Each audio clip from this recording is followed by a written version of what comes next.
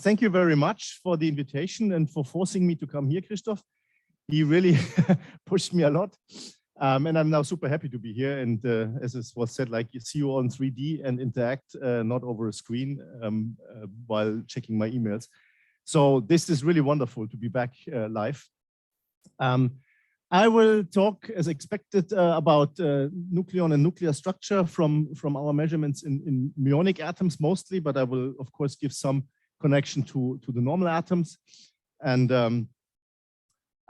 yeah, so most of you probably have heard about the proton radius puzzle. This was very interesting, like 10 years or more than 10 years ago, when at that time the proton radius determined by world data in hydrogen and elastic electron scattering agreed on a large radius of 0.88 femtometer, the RMS root mean square charge radius.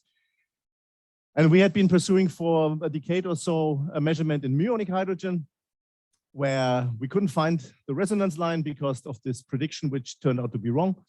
And when we finally found our value, there was 5 sigma, or in the middle it was more than 7 sigmas discrepant from the co-data value.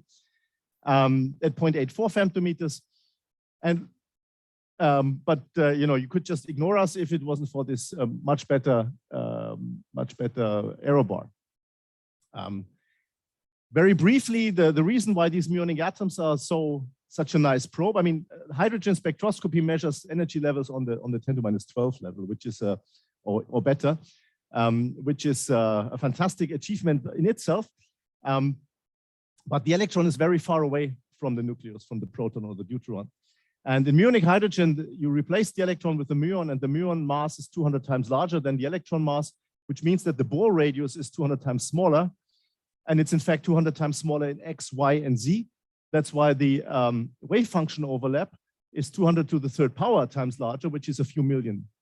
Okay, and this gain factor is so much, makes muonic hydrogen so much more sensitive to the proton radius that we in fact only have to measure to 10⁻⁵ and gaining this 10 to the 7 or so improvement, or this extra factor.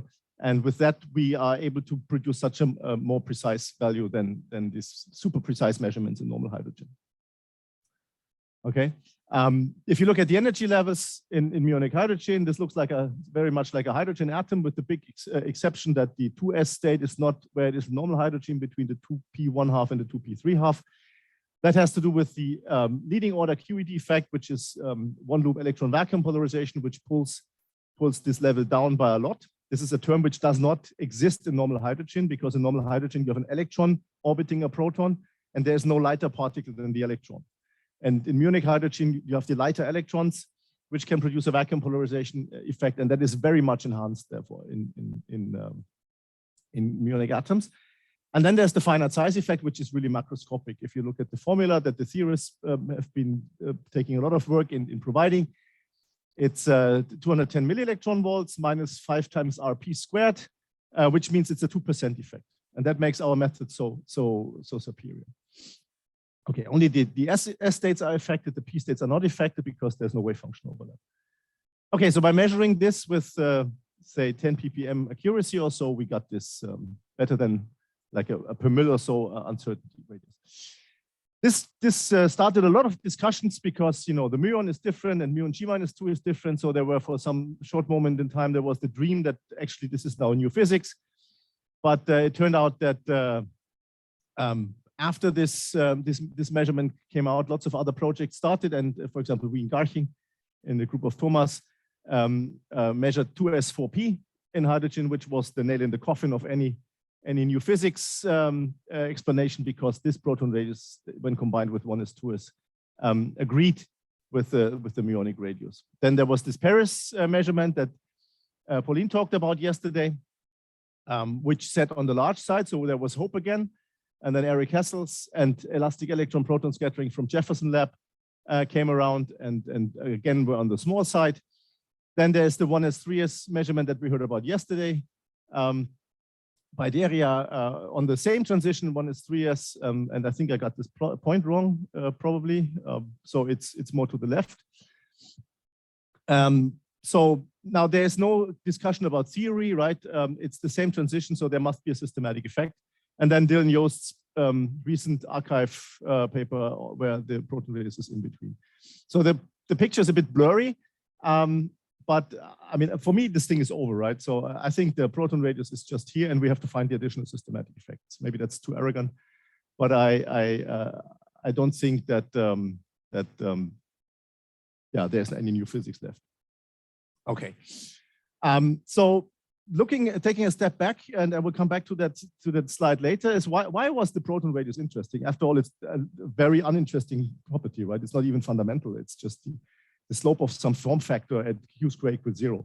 But it became interesting because you have several ways to measure it, and that is, of course, always when it gets interesting in testing our understanding of nature itself. So you can measure it with hydrogen, and you can measure it with electron scattering.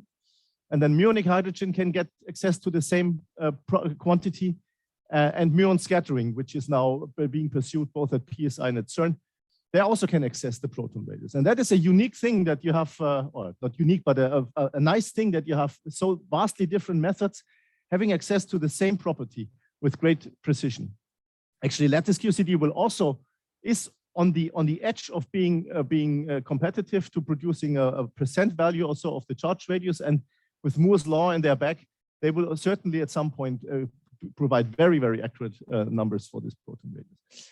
And the proton radius is not alone. You need to know something about nuclear polarizabilities, which is another completely different field dominated by electron scattering, but we hope that we can, with these atoms, can give access to that as well. And of course, all this is then testing QED and the standard model and our general understanding and the correctness of these calculations. Okay. I will very briefly talk about the next project, but I'm not going to take the thunder away because there's a talk on Thursday by Manuel, and there was a poster yesterday by Ahmed, and he's still around, so you can talk to him.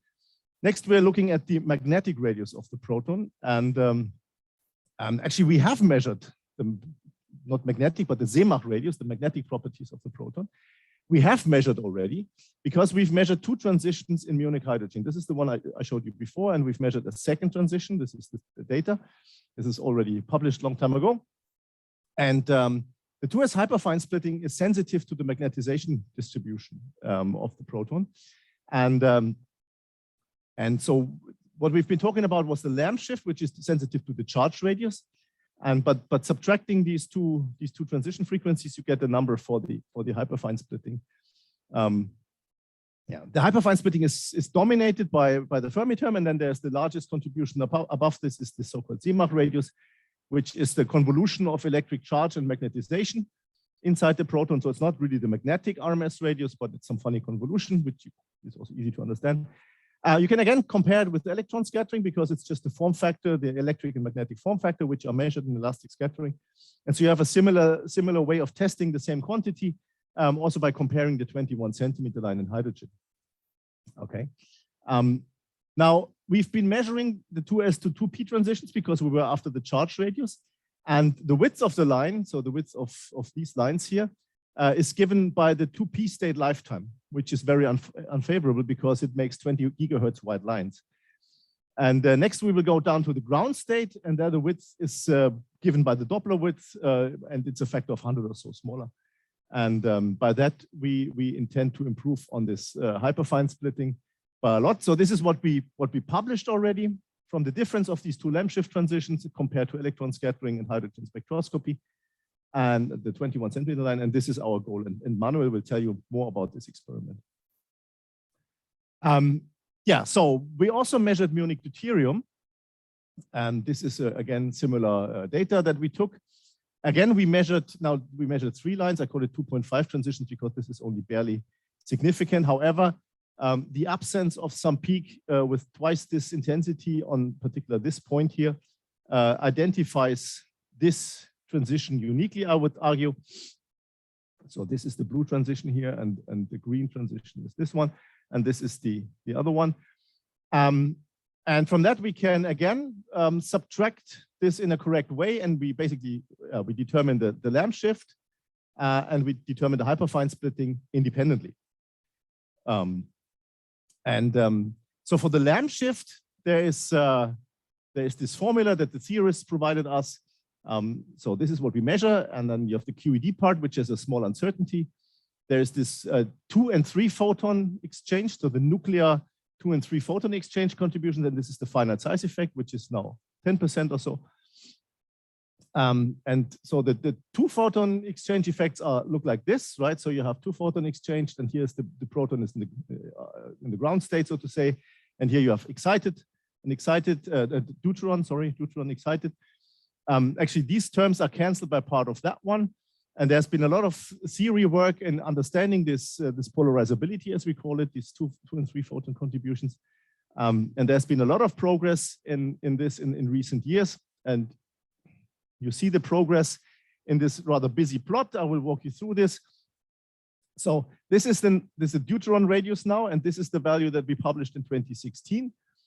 And then there's the theory updates, which moved this data point with the same results from our laser spectroscopy, moved it to slightly larger values, which is kind of good because this point with barely visible error bar is the true deuteron radius. And you obtain that by taking the proton radius and combining it with the very well measured isotope shift in normal hydrogen and deuterium, which gives you the difference of charge radii, Rd squared minus Rp squared, with excellent precision. Okay. Now, if you take the muonic proton radius, which is this much more precise value than the other ones, and combine it with that measurement from Garching, you get this pink point. And now you have perfect agreement between muonic deuterium deuteron radius, which does not rely on this, and the true value, so to say. Elastic electron scattering is not able to distinguish these two values here. And of course, the old CODATA 2014 value up until 2014 was also a large radius because they're using this. And with a large proton radius, you also get a large deuteron radius on that plot. Okay. Now, CODATA has finally included all, including the muonic numbers, and that gave the shift of the CODATA value for the proton and for the deuteron to smaller radii. Okay, so there's perfect agreement between electronic hydrogen and deuterium and muonic hydrogen and deuterium, which means that the isotope shift in the electronic and muonic case is the same number, and this is within less than a sigma, the same number. Of course, our muonic deuterium uncertainty is larger because of these 2 and 3 photon exchange effects. And this is the main source of uncertainty in muonic deuterium. Here, I write this formula again. Okay. This number has been improved quite a bit over the last few years. But it's still the main uncertainty, but it's also a new way of testing nuclear physics. So you can do 2 things with this formula, okay? So we've measured the left-hand side, and you can now take the calculated polarizability and determine the charge radius. This is what I showed you before, okay? Now, if you take the calculated polarizability, this is a little bit less precise than our measurement, but anyway, for that, you get the deuteron radius with this experimental uncertainty and this theoretical uncertainty coming from this 2 photon exchange effect. This is what I showed you before. But you can also invert this. Remember that we know the true value of the deuteron radius, right, from the proton radius and the isotope shift. So we can plug this value in here, and we've measured the left side, so we can determine the polarizability, the nuclear polarizability, by this formula, and that is the experimental value, which is a factor of 2 better than the most recent theoretical determinations coming from up-to-date nuclear potentials and calculation of this. Christoph has played a significant role in evaluating all of this, and this is really nice progress. And it's another way to test, the hadronic part of the standard model. Okay, now everything looked nice and fine. And actually, this is the same plot again, but again, we can also determine the hyperfine splitting from the difference. And we made a summary in a paper a long time ago where we discussed with all Christoph and all the theorists who were working on anything QED and nuclear structure in muonic deuterium. And so we have had this formula, which is again the QED part, and then there's the polarizability part, and here's the Zmap term for muonic deuterium. And then we got this value for the theoretical hyperfine splitting, and this is in perfect agreement with our experimental value, where we just did subtract this number from that number. So everything seemed to be nice and fine. And it was until Christoph came up with the paper. And they calculated the polarizability contribution, 2 and 3 photon polarizability. And again, now we're back to a 5 sigma discrepancy, which is nice to have, right? So there seems to be a 5 sigma disagreement between theory and experiment. This is Christoph's table, if I got this right. So he does it a little bit differently. He subtracts the QED part from our measurement, and he gets the QED part for a point nucleus, and he gets this one. And then there's the 2 and 3 photon and the Zmap terms. And so this is the difference. It's 0.058 millielectron volts plus minus 0.011 millielectron volts. So that's a 5 sigma difference. And I think that needs further investigation. Maybe the Zmap radius is wrong, or there's maybe something still missing in the nuclear polarizability, which would of course be important also for other experiments. Yes, that was my intention. No. I wanted to discuss this with him live on stage. Randolf, there is no Zmap contribution at all here. It's the elastic part of. No, there is no elastic part here. I showed that the elastic part even goes with the opposite sign. Yeah, it's compensated by the inelastic part, right? Yes. So it's better. This is something which to my opinion, is a wrong understanding. That everybody speak about the elastic part and hyperfine splitting. But my point of view, that this is a wrong picture. Yeah. And here is a very good example that the elastic part you can calculate, but it's of opposite sign and different magnitude. So this would mean that, okay, maybe this description of this nuclear factor by the nuclear contribution by the elastic form factor by the Zmap moment is simply maybe not correct. You can always add something then subtract. Okay. But that's what must be correct. But this is not wrong. So what is interesting, what is a real physical contribution to it? Then cancels out this inelastic, this elastic part. Indeed, I'm not a nuclear physicist, so I cannot be very sure about all these nuclear matrix elements which I have calculated. I agree, so maybe this 5 sigma comes from my inaccurate lack of knowledge. But in this paper, I showed that the previous calculations were incorrect, but they were double counting many other things.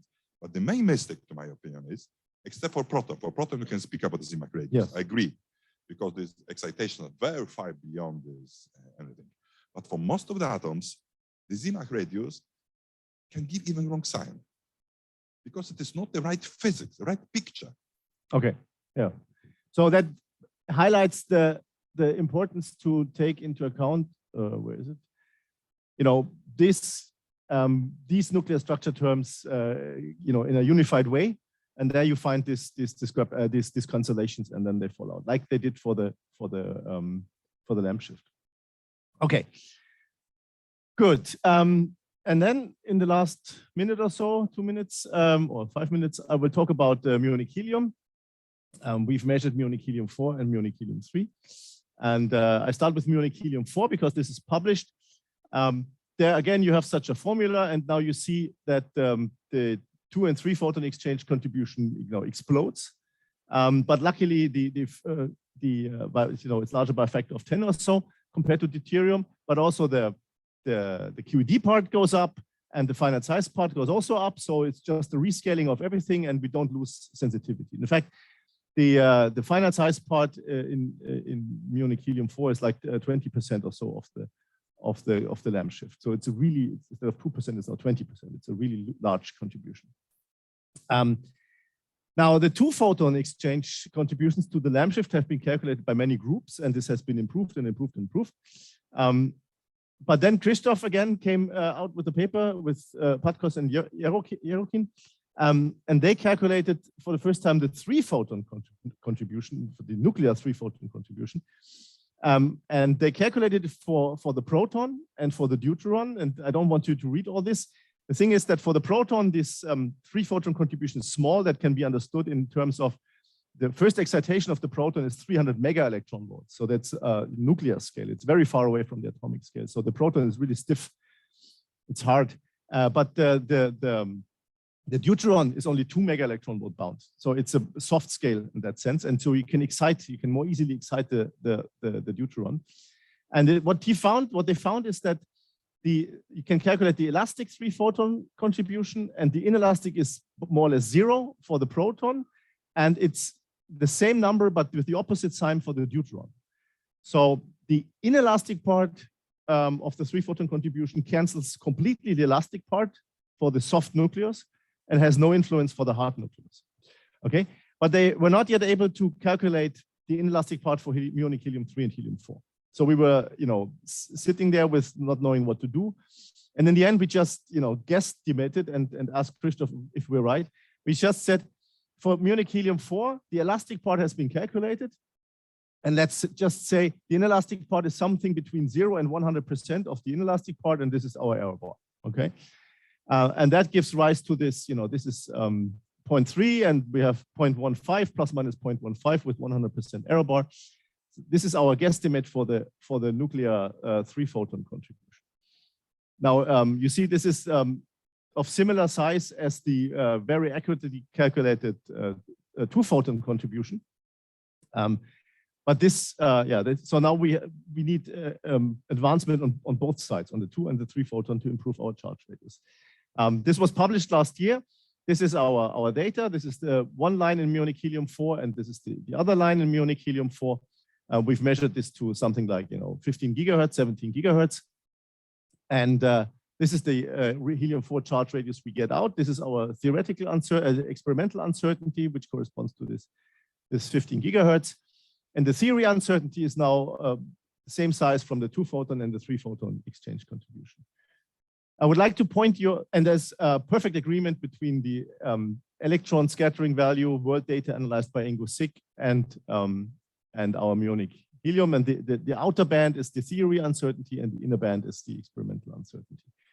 So any progress in the nuclear structure calculations here will give rise to a better helium-4 charge radius.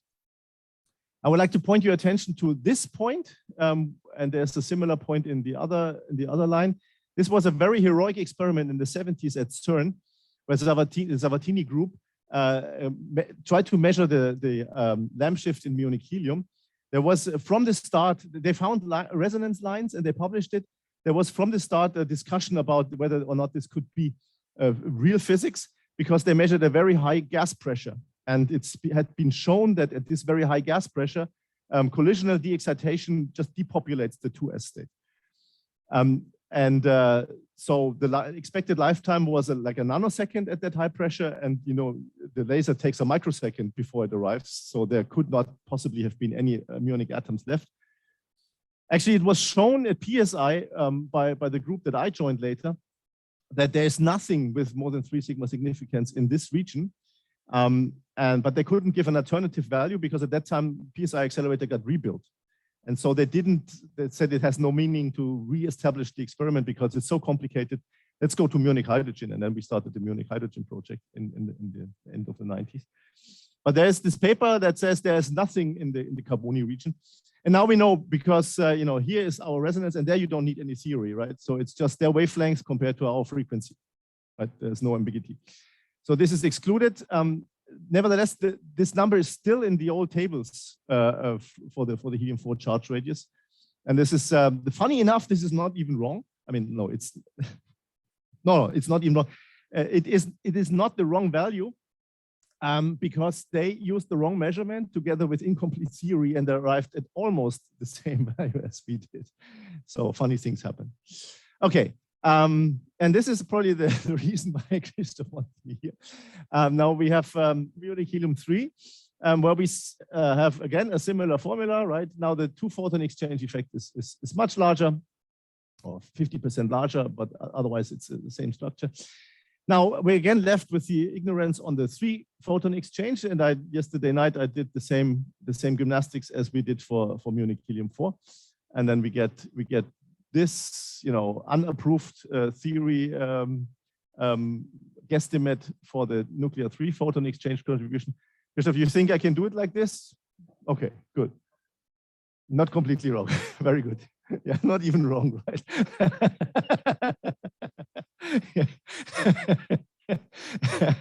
So yeah, it's a bit larger. It's 30% larger than in Munich helium-4, which I guess, you know, it's a generous error bar maybe.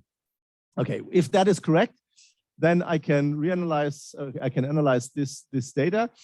You may wonder why there are so funny fit functions. The reason is that our laser, we played a lot with our laser in the Munich helium-4 measurements, but we recorded every pulse energy. So we can now rescale the fit function in terms of, you know, fluence, and so at some point we expect a higher signal, and at some points we expect I don't know, a lower signal. So this is why this looks so funny. But it doesn't matter if you just fit a normal wrench and you get the same results out. And this is now the preliminary value for the helium-3 charge radius by again taking the combination of this and eliminating the 2s hyperfine splitting. We have a value for the 2s hyperfine splitting, and we have to see. Maybe you have to calculate what this does, Christoph, and maybe if the hyperfine. With the help of nuclear physicists. Pardon? With the help of nuclear physicists. Very good, very good. Yeah, so we can see if there's a problem with the hyperfine splitting. It would be very interesting to see. Okay, so yeah, again, we have, you know, statistical uncertainty of like 20 gigahertz per line, and our systematics are negligible. This is easy to understand because muonic atoms, the muon is so close to the nucleus that you have so strong internal fields that it's not easy to perturb them with external fields, right? So Stark shifts and pressure shifts and whatever don't matter at all. And so you see the error budget that I made up yesterday. This 128 is the 2-photon exchange, 49 is the 3-photon exchange, 12 is the experimental uncertainty, 10 is this R² coefficient, which has an uncertainty, and the QED is 4 in these units. So this is a preliminary value for the helium-3 charge radius, and perfect agreement with the elastic electron scattering from Ingo Sick. And now this is probably also interesting. We can now, and this is a very preliminary because I haven't even considered the 3-photon exchange. I just took in from some old manuscript of us. I took the plot from Julian Kraut. So this is the difference between the helium-3 charge radius squared minus the helium-4 charge radius squared, so the isotope shift. And there have been, you know, several points on this plot with gigantic discrepancies among each other. And our value, discarding the 3-photon, because I haven't been able to get this into this plot yesterday, discarding the 3-photon is around here, and it will not shift by a lot because you see that this error bar is totally dominated by the 2-photon, and the 3-photon is responsible to something like, you know, half of this 2-photon exchange. So it sits within half of this error bar of the red plot is the value that we will eventually publish, I guess.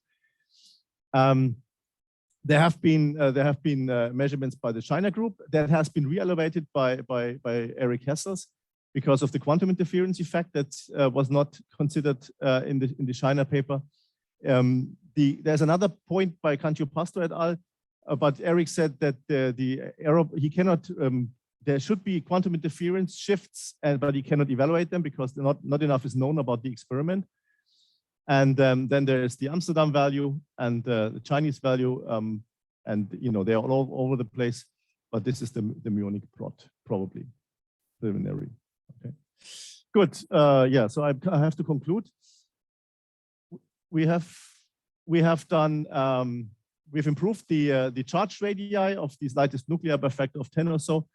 If you know the polarizability, and I've also showed you that you can determine the nuclear polarizability if you get the charge radius from somewhere, like normal atoms. And yeah, remember this thing. So the question is, why was the proton radius so interesting? Because you can measure it by different means. And I think that the Ripper constant is now the thing that we are all after, right? So you can measure it from hydrogen if you get a proton radius, deuterium if you get a deuteron radius, and helium-3 like Akira said yesterday, if you get a helium charge radius, which we've provided with muonic atoms. Of course, you can do the same thing with the advance of QED with the 3-body. You can do this from molecular ions, again, using these charge radii.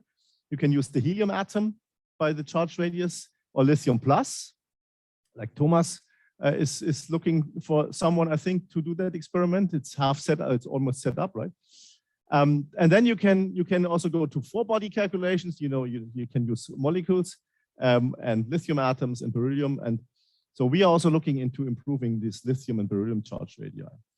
And of course, we've heard about these, and we will next year also about these experiments in highly charged ions. We have heard about muonium, positronium, and Rydberg atoms, where you can get rid of nuclear uncertainties by a lot. So we are all looking for the Rydberg constant, and this is the nice new observable, or old observable, where we hope we can test you know, QED over values of mass or charge or lepton number or distance or whatnot. Okay, this all needs charge radii, which we can do from muonic atoms, but we need a lot of nuclear theory because the nuclear and nucleon polarizability have to be included. And I think I've over my time. Yeah, we are looking into improving the Triton charge radius to get rid of this embarrassing uncertainty here. And then next we want to maybe improve the Lampshift and to improve the proton radius by a factor of 5 or so, which we can do with the laser system. We are now building for, and Manu will talk about this on Thursday, we are now building for the hyperfine splitting measurement, which is at 6.8 micron. We can probably use a similar setup for the 6 micron resonance here. And with that, we can improve the proton radius by a factor of 5 in not too far future. And that is it. Thanks. Thank you. Before I allow to ask questions, could you return with this slide on charge radii discrepancy, because it's important. But now it's time for questions. Which one? The charge radii from different isotope shifts. Helium. Helium. So okay, yeah. Because this is an important result. You should also mention that the next talk will be about the determination of charge radius of carbon. Yes. Yes. So we will hear. Go. Questions, please. So you showed this slide with the updated theory calculations where you actually increased the discrepancy. And I noticed it said that the AV18 potential was used for the nuclear matrix elements. Yes. Which is a relatively, I mean, this is developed by Bob Varinga many years ago. And now there's lots more interactions available. My question is, what's the sensitivity to the nuclear interaction in this? But we are talking about the hyperfine splitting. Yeah. So this is my point. Because there's chiral EFT yes, right there. means the one has to, the nuclear physicist has to perform the calculation. I agree. I don't know. I'm not a nuclear physicist. I know I have learned AV18, I can use it. But with other potentials, for me, it's a problem to understand the language of nuclear physicists. They also don't understand me completely when I'm talking. It's a problem. But okay, Simone Limulli is here, and I guess he will touch on this on his talk, right? Yeah. Because I guess when Sonia does calculation, she uses a He's from Sonia, chiral yes. interaction. And my question was just the sensitivity for any, if you change it, so maybe change Sonia can answer. You have to first do the computation. Good. But it's on the list of things to do. Right. Yeah. On the short list. Okay, thank you. Yeah, I'm glad you brought up this slide. Do you know how large was the quantum interference correction to the Shiner measurement? That might help us to understand the other points on the slide. Yeah, how much does it shift?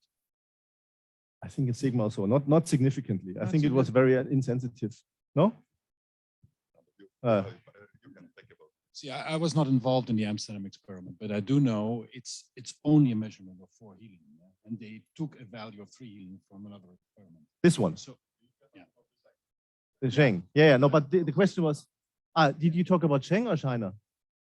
Shiner. No, I'm so this about one. the Amsterdam point, okay. So it's not a real. So this one was not very much affected, as I remember, and they took the one from Cantu Pastor, the point which is not shown here anymore, and they get this value. But I think, I mean, the Amsterdam group looked into this quantum interference, and so this is not because Kjeld has written a paper that for 3 helium they have extra effects which you have to account. So they are not anymore sure of this result. So say it. There will be a thesis finished by Yuri van der Werf on this, on the helium-3 measurement this year. It's this very interesting line shape shaping questions. Yes, yeah. So I guess, yeah, my expectation is also that this will move over here. And then we have to look for the Chinese, because they're also pursuing a helium-3 measurement, as I understand, right? They only have a helium-4 measurement so far, and they took 1 point from Canciopasto, which is probably very much affected by quantum interference. So it's maybe not astonishing that this point is still there, because it's only one helium-4 measurement. But they didn't have any choice. Because yeah, of course. Because doing the measurement for 2 helium is a little bit more complicated these times. Yes. So eventually this will hopefully converge to you know, my expectations, of course, in this region. And then we have another way of looking at these things. So Wim, so I'm trying to interpret your words. So, since you said that the PhD work will finish this year, but does it mean that the result will be announced also this year? I know, but I mean, the result will be announced, so they will be available to all of us. Very good. Very good. Further questions? Thanks for the talk. So you talked about the determination of the Rydberg constant as the next step. Yes. But, actually, I was wondering what is the implication of all of the measurement for the charge radius on the few nucleon theory? Well, I mean, as I said, right. So we make one measurement. We measure a Lampshift in a muonic atom, right? And then you can interpret it in different ways. You can interpret this as a radius measurement if you get nuclear physics input for the polarizability. But if you do the same measurement with electronic atoms or ions, you have a better charge radius usually. And then you can take the muonic measurement to determine the polarizability, which you can then compare to the nuclear physics calculations. So the hope is that you can also calculate the radii from nuclear physics up initio, so to say, and the polarizability is another observable that you can test. So and you can test the internal consistency of all these measurements as long as everything is in order. And if there's a problem, then you have an idea of where to look at, because you have such a wealth of measurements in the near future. So thank you for the nice talk. My question is related to your experiment. How far can you go actually in your Z with your muonic measurements? So okay. How far can you determine the? So I tried to convince the ERC that we can do laser spectroscopy of muonic helium and muonic beryllium. And they were first very convinced, but I was below the cutoff. And the next year they said it's all rubbish and they kicked me out in the first round. So there's no funding for this.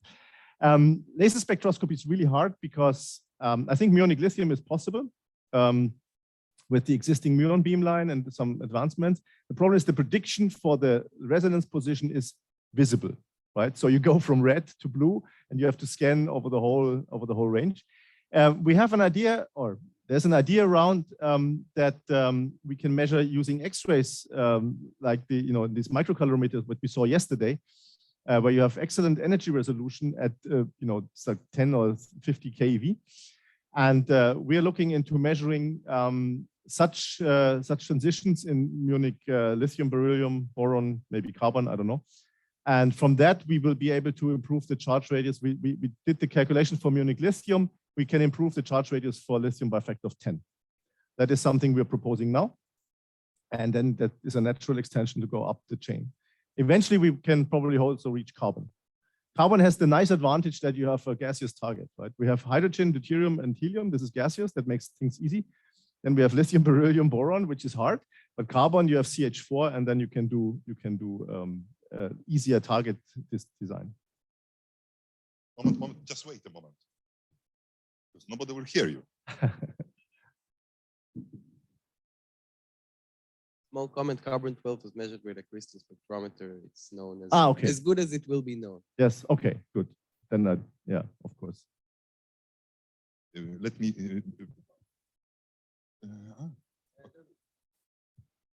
It's the third time, but I wanted to get the discussion back to the muonic deuterium, hyperfine split in muonic deuterium. I need to understand what has been calculated yet. So you calculate the elastic term, but not the polarizability one, right? Not at all.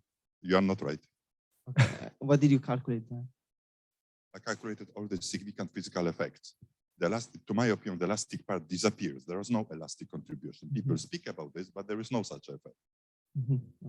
Oh, it's cancelled by inelastic part, It's right? cancelled by the In elastic some part, sense, yes. In some sense, yes. But if you may say this, you can always add and subtract if you wish, because Yes, you of like. course. Yes. But then I have to include a lot of new effects, which is difficult to describe because they are not known. I derive them from first principle calculation, the formulas, and calculated them, all of them, all these inelastic contributions, in my very easy and in my very simple understanding of nuclear structure. If you ask which one, I cannot describe it because it doesn't have any common names.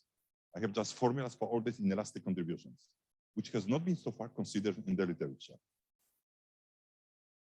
So this is but I try to, so let's say magnetic means, because this is kind of in fact, there is a wording, it's a vector polarizability contribution, because what contributes to the Happy-Fan splitting is the so-called vector polarizability of the nucleus. So I have calculated the nuclear vector polarizability in this language. Atomic physicists know what is the vector polarizability because they can always use it. But this is what and this, in fact, it was a quite sophisticated calculation to get this. I'm not very sure of this result, but anyway, it is better than double counting. So you have to work together. That is very Why good. not? I'm very much open. Let me also mention something which stresses that the result for the deuterium, which you show, is the first result which you can test the nuclear polarizability, because there are no other means to measure nuclear polarizability at this precision level. So this was the first experimental determination and of the deuterium polarizability with such a high precision, which can be compared with the nuclear structure theory, and this nuclear structure theory has been tested very accurately. This is the first experiment which can test precisely nuclear structure contribution, because for all other nuclei, we calculate nuclear polarizability, but we cannot test it because there is no other means to determine it. Yeah. And this was the first one. And I think helium-4 is in the same region, right? Because yeah, so there's the large nuclear polarizability, and if Akira measures the helium plus, right, then you can taking a combination of these measurements get access to the charge radius and the polarizability. We have a question from the online attender from Fabian Heise. Dear Randolf, hi Fabian. Thank you very much for the nice talk. Is there any reason why the electron scatter for 4 helium 3 helium is in perfect agreement with the muonic data, unlike the earlier hydrogen data of electron scattering? Yes, there's it's a very good question. Thanks a lot. I forgot to say this. So why is there a difference in hydrogen and no difference in all the other isotopes? The thing is, it's a completely different way of looking at the nucleus. The proton is a completely structureless particle with an exponential or whatever charge distribution. And if you have a fit of that data for the form factor, the fit has no features to grab onto. So you can fit a lot of things into that.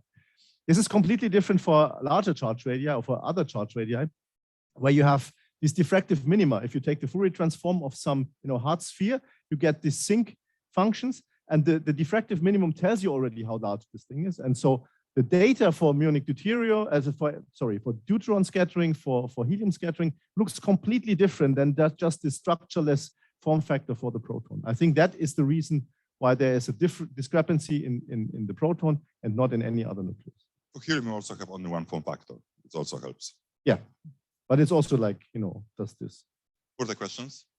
If not, let us thank you once again. Thanks. For the great talk.